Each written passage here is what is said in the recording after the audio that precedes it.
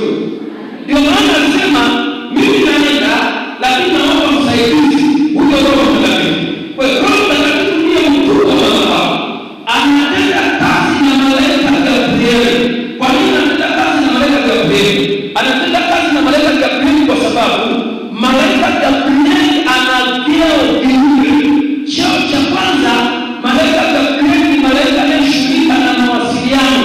Cheo cha pili, malaika Gabriel anashughulika na ibada zote zinazofanyika chini ya jua.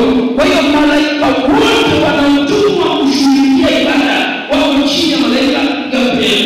Na tunapata ushahidi kwenye Biblia kwa sababu utaona watu wote waliotoa madhabahu na malaika alikuwa anajitambulisha yeye ni Gabriel. Wale walikuwa wanatuma ujumbe kuzaliwa kwa Yesu, yeye ni Gabriel. Malaika Gabriel anatenda kazi na Roho Mtakatifu. Na mpaka leo malaika wao kazini wanafanya kazi zote zile ambazo malaika wanatakiwa kufanya. Kama madhabahu ni ya shetani, mkuu wa madhabahu ni roho wa shetani akitenda kazi na majini. Narudia tena. Mahali pakiwa na madhabahu ya shetani, mkuu wa ile madhabahu ni roho wa shetani akitenda kazi na majini, sio mapepo.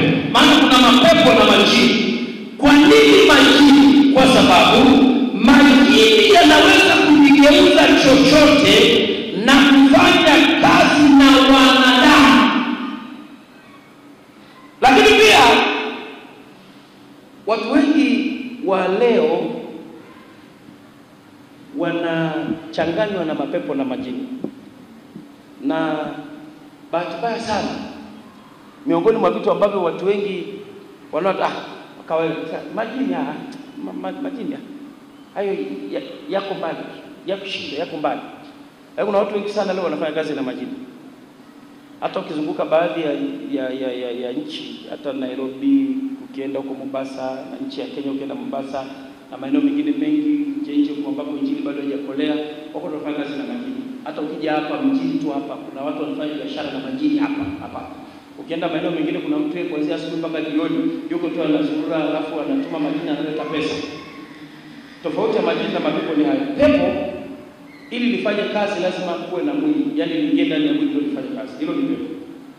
Jini lenyewe wala alihitaji mpaka kuwepo na mwili, yani liingie kwenye mwili. Jini lenyewe tunaweza geuza kuwa msichana, kuwa mvulana, kuwa paka, kuwa nyoka, kuwa chochote. Hayo ni majini.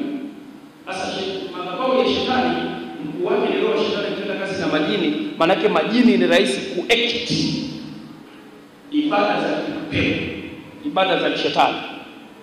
Mapepo au nifafanue, kuna tofauti ya jini la uzinzi na pepo la uzinzi. Pepo la uzinzi likiwa ndani ya mtu linamfanya mtu anakuwa mzinzi. Hilo ni pepo. Lakini jini halifanyi mtu kuwa mzinzi, lenyewe ndio linazini naye. Sijui inaeleweka? Labda tuangalie Biblia. Biblia imetaja habari ya majini hapa. Angalia kitabu cha Walawi. Kuna watu walikuwa wanazini na majini. Walawi. Angalia kitabu cha Walawi 17. Walawi 17.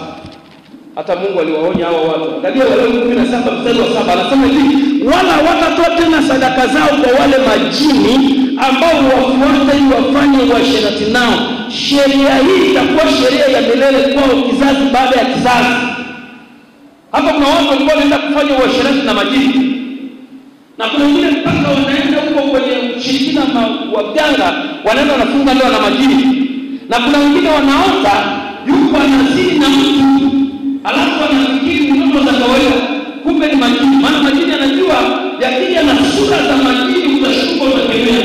Anaweza kaja kwa sura ya mume, sura ya mke, sura ya jirani, sura ya nani, yanakuja na watu wanafanya ushirika na yale majini. Na watu wengi sana wakiuka ndoto za uzinzi na watu fulani huwa wanaogopa hata akienda kuombewa, hasemi wazi. Hata kama ameenda ofisini kueleza, utasikia kuombea na hata ndoto mbaya sana. Ndoto gani mbaya kuchafucha? Wewe sema naomba lazima. Na haya majini wakati mwingine yanazidi na watu mpaka yanabebesha watu mimba.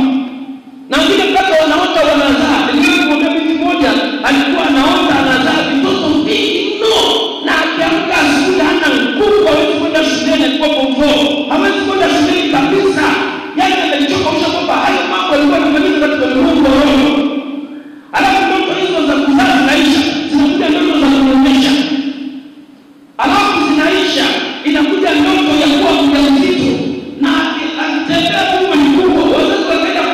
ujauzito, kumbe alikuwa ameshaingizwa kwenye mkondo wa majini. Kwa hiyo mahali popote palichokuwa na madhabahu ya shetani, pembeni